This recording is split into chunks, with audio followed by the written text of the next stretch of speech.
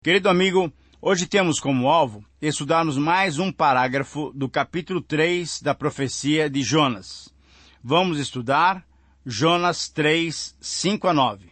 E nesse capítulo vamos encontrar o relato do arrependimento dos ninivitas, assim que Jonas, aproveitando a segunda oportunidade que Deus lhe deu, foi para Nínive e proclamou a mensagem que Deus lhe dera.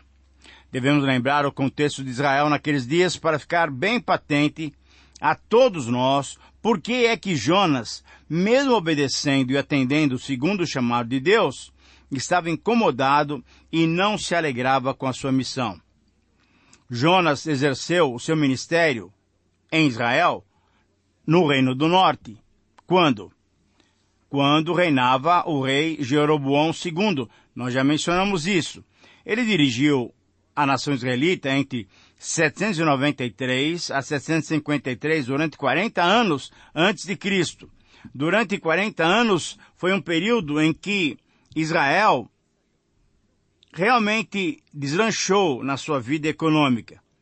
Desses 40 anos, 12 deles ele foi corregente com o seu pai Jeoás, tendo permanecido sozinho na liderança do povo durante 28 anos. Durante essas décadas, embora o povo estivesse em aperto, a nação, o reino de Israel, viveu um tempo de prosperidade sem igual, como nunca tinha acontecido desde os dias de Salomão.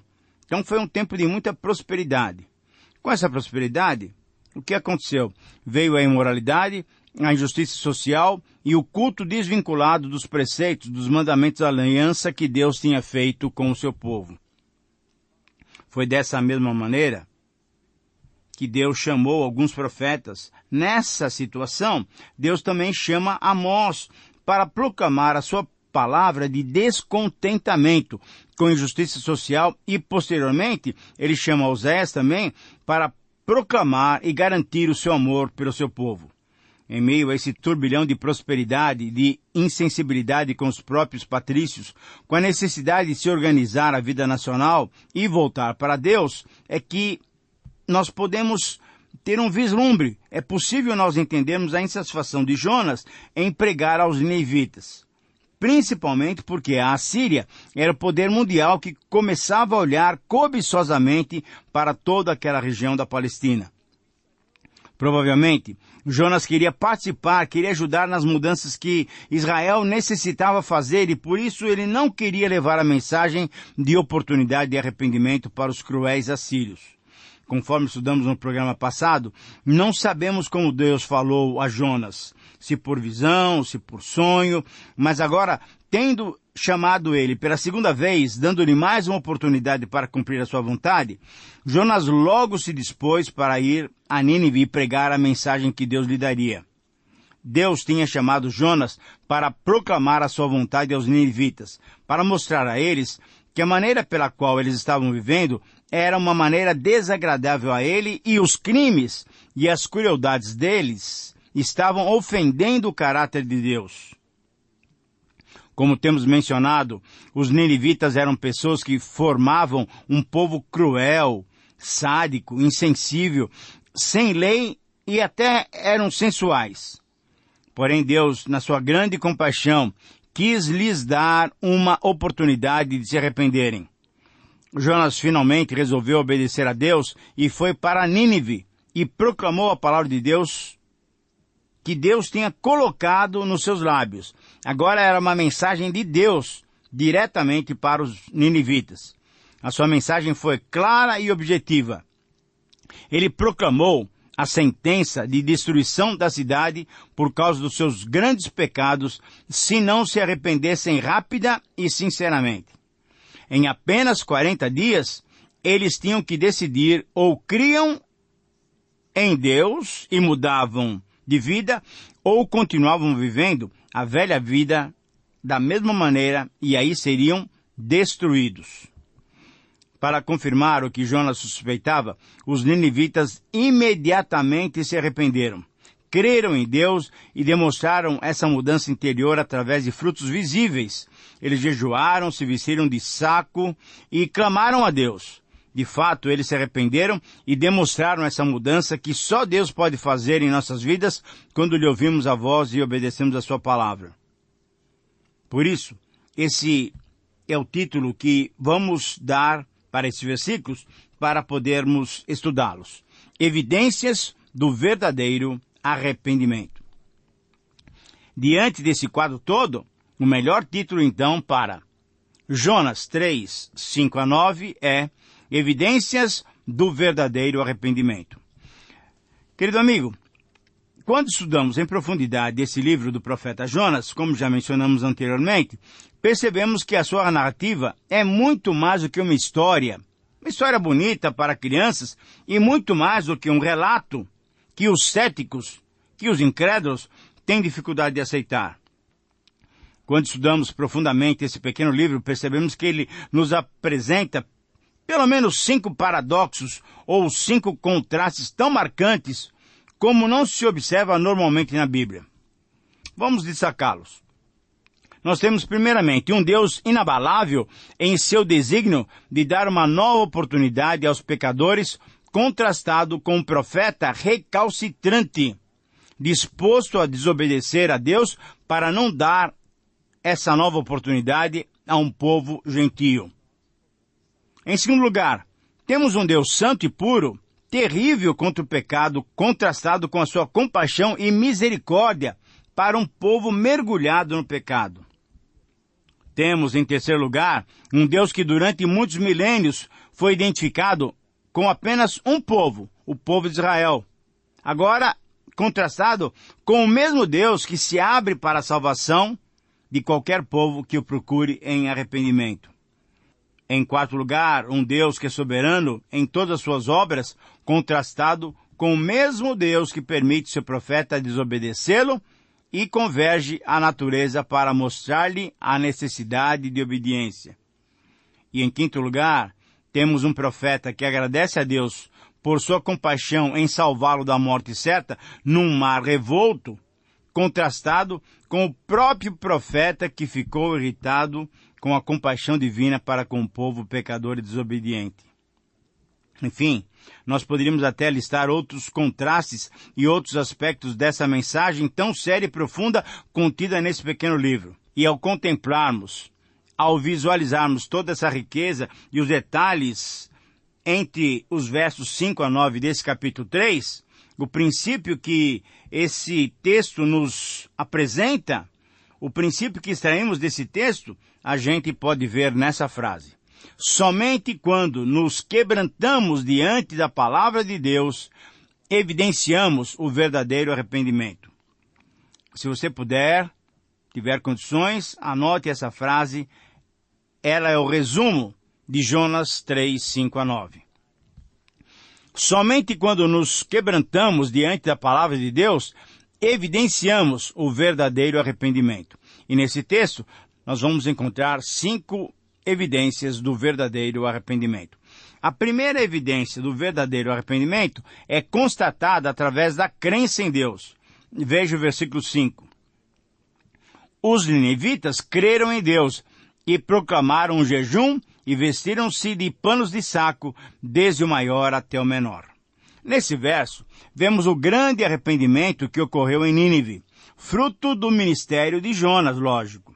A reação do povo de Nínive foi impactante, foi bem maior daquela que Jonas, mesmo sem querer, esperava. A Bíblia é clara em dizer que a sentença de destruição não foi executada devido ao arrependimento rápido e massivo do povo ninivita. Mas a reação mais extraordinária não foi apenas o arrependimento, mas foi a crença em Deus, o único Deus, Yahvé. E não somente creram em Deus, mas também depositaram toda a sua confiança nele. O verbo crer, no hebraico, é o mesmo que se usa para descrever a fé que Abraão teve ao crer na promessa de Deus de que teria um filho com grande descendência. Você deve se lembrar de Gênesis capítulo 15, versículo 6. Para mostrar a sinceridade da sua fé, da sua confiança, da crença em Deus, os ninivitas praticaram um dos símbolos mais conhecidos em todo o Oriente Médio daqueles dias. Os ninivitas, para manifestarem o seu arrependimento, jejuaram e se vestiram com panos de saco, um tecido rústico, pesado, um tecido barato. Todos eles, desde os mais abastados até os mais humildes, os da alta sociedade até os mais incultos, os que viviam em suprema necessidade, todos se humilharam buscando perdão divino. Buscaram a misericórdia divina, pois a misericórdia, diferentemente da graça, não é um presente que Deus nos dá sem que fizéssemos nada para obtê-la. A misericórdia não é graça. A misericórdia é não sermos punidos pelos nossos erros, pelo nosso pecado, pela nossa desobediência. Os ninivitas buscaram a misericórdia divina porque bem sabiam que eram culpados por tantas atrocidades cometidas. Alguns comentaristas têm se perguntado por que não temos evidência desse arrependimento, desse grande avivamento na história secular daquela época. As respostas são diversas, mas ao respondermos essa questão, temos que reconhecer que os poucos documentos que nos têm chegado daquele período pouco falam dos movimentos religiosos. E ainda mais importante é que esse é o padrão dos documentos antigos, que enfatizam mais as conquistas militares e as condições econômicas dos povos antigos. A falta de evidência externa não significa que o amor de Deus não se estendeu a todas as pessoas, não se importando com a nacionalidade e com a condição social de cada uma delas. Devemos nos lembrar que para Deus não há acepção de pessoas. Portanto, chegamos então à segunda evidência do verdadeiro arrependimento. E ela é constatada através do quebrantamento do povo e das autoridades. Veja os versículos 6 e 7. Chegou essa notícia ao rei de Nínive. Ele levantou-se do seu trono, tirou de si as vestes reais, cobriu-se de pano de saco e assentou-se sobre a cinza. E fez-se proclamar e divulgar em Nínive, por mandato do rei e seus grandes, nem homens, nem animais, nem bois, nem ovelhas, provem coisa alguma, nem os levem ao pasto, nem bebam água. Querido amigo, destaca-se aqui o avivamento que começou com o povo e mais tarde chegou até o rei.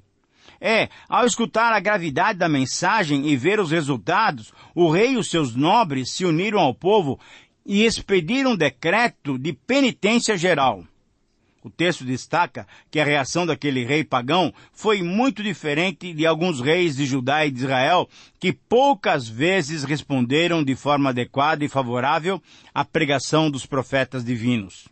Alguns estudiosos que encontram dificuldade com essa narrativa de Jonas comentam que em nenhum outro texto se refere ao imperador assírio como rei de Nínive, conforme o versículo 6.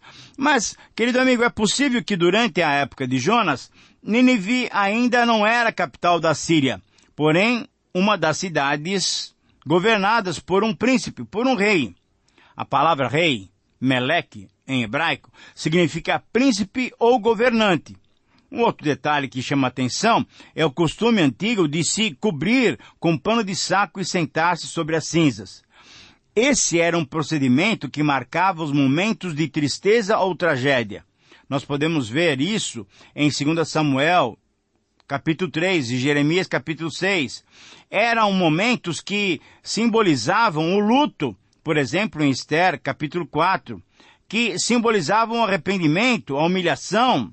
Em Jó, em Neemias, em Daniel, nós temos passagens que nos mostram essa prática. Esse pano de saco era contrastado com as roupas finas do rei e dos nobres. Certamente era uma evidência bem forte de que estava havendo um arrependimento sincero. Ainda no verso 7, temos a narrativa do decreto que encontramos em Esdras e Daniel. Esdras 6, 1-3 e Daniel 3, 10. E nesse decreto se incluía no arrependimento e jejum até os animais.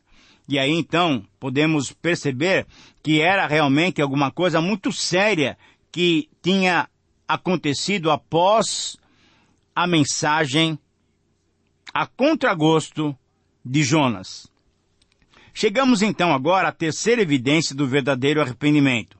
E essa terceira evidência é constatada através do clamor pela misericórdia de Deus, conforme o versículo 8. Mas sejam cobertos de pano de saco, tanto os homens como os animais, e clamarão fortemente a Deus. Querido amigo, devemos notar que a Bíblia nos mostra que Deus cuida dos animais. Veja, por exemplo, Salmo 50, 10, Salmo 104, 10 a 14. Ao cobri-los com pano de saco, certamente se pretendia dar ainda mais força ao clamor a ser elevado a Deus. O arrependimento não seria uma cerimônia só externa como Isaías orientou, conforme Isaías capítulo 58, 3 a 8. Não, o arrependimento deveria acontecer a partir de uma mudança de atitude, uma mudança na moralidade. Haveria clamor, haveria um pedido sincero a Deus, porém, para comprovar esse arrependimento, deveria haver mudança de comportamento. Cada um deveria deixar o seu mau caminho e seguir um estilo de vida que se caracterizava pelo abandono do pecado e o abandono da maldade. Querido amigo, quando clamamos a Deus, devemos nos expor a mudar de vida, porque certamente Ele vai querer que você comprove o seu pedido, o seu clamor, através dessa mudança de vida. A quarta evidência do verdadeiro arrependimento é constatada através da predisposição de mudança de vida. Veja o versículo 8. E se converterão, cada um do seu mau caminho e da violência que há nas suas mãos. Esse é o finalzinho do versículo 8. O mais importante do decreto encontramos nessa parte do versículo 8. Os ninivitas deveriam abandonar os seus maus caminhos, os seus caminhos tortuosos, e deveriam deixar a violência. Os profetas clamaram contra a opressão aos pobres, contra o abuso nos tribunais e contra a imoralidade na vida pessoal. Isaías capítulo 1, Jeremias capítulo 25, Amós capítulo 2, enfim. Essa era a pregação dos profetas. O verbo arrepender-se usado nesse verso é um verbo hebraico que significa uma mudança radical na direção da vida, é uma volta de 180 graus.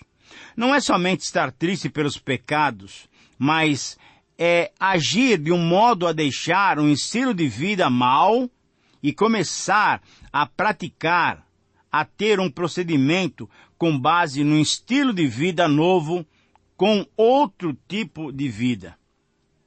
Por isso, então, chegamos à quinta evidência, e essa evidência é muito interessante, muito importante, porque ela é constatada através da espera da graça de Deus. No versículo 9, nós encontramos uma oração, um pedido, um clamor dos ninivitas, do rei dos ninivitas. Quem sabe, disse ele, se voltará a Deus e se arrependerá e se apartará do furor da sua ira, de sorte que não pereçamos. O rei convoca esse jejum, convoca essa mudança de atitude, porque ele espera, quem sabe, se Deus não pode se arrepender e pode mudar a sua sentença sobre nós. Nesse verso, então, o rei expressou a mesma esperança que os marinheiros manifestaram no capítulo 1. Não estavam certos de que Deus perdoaria os seus pecados, os pecados dos ninivitas. Porém, se sabia que tinha o poder para fazê-lo. E é necessário, então, entendermos o significado dessa expressão, Deus se arrependerá. Esse verso, essa palavra, significa que Deus pode ter compaixão e pode mudar de parecer, pois ele mesmo anteriormente já tinha previsto essa possibilidade. Não é uma mudança fundamental como ocorre com um pecador arrependido, mas é a manifestação do amor e da misericórdia de Deus para com as pessoas arrependidas. Parece que o rei conhecia a misericórdia de Deus, mesmo que Jonas não tivesse mencionado durante a sua proclamação. Jeremias recebeu uma palavra de Deus dizendo que estaria disposto a perdoar as nações do Oriente se elas se arrependessem. Querido amigo, ao concluirmos essa nossa reflexão, só me cabe apelar a você para que confesse também os seus pecados a Deus, se arrependa e com muita sinceridade mude de atitude, sabendo que o nosso Deus é um Deus rico em perdoar. O que Deus quer de nós é um coração quebrantado e sincero, não apenas uma aparência exterior. Que o Senhor te abençoe, um grande abraço e até o próximo programa.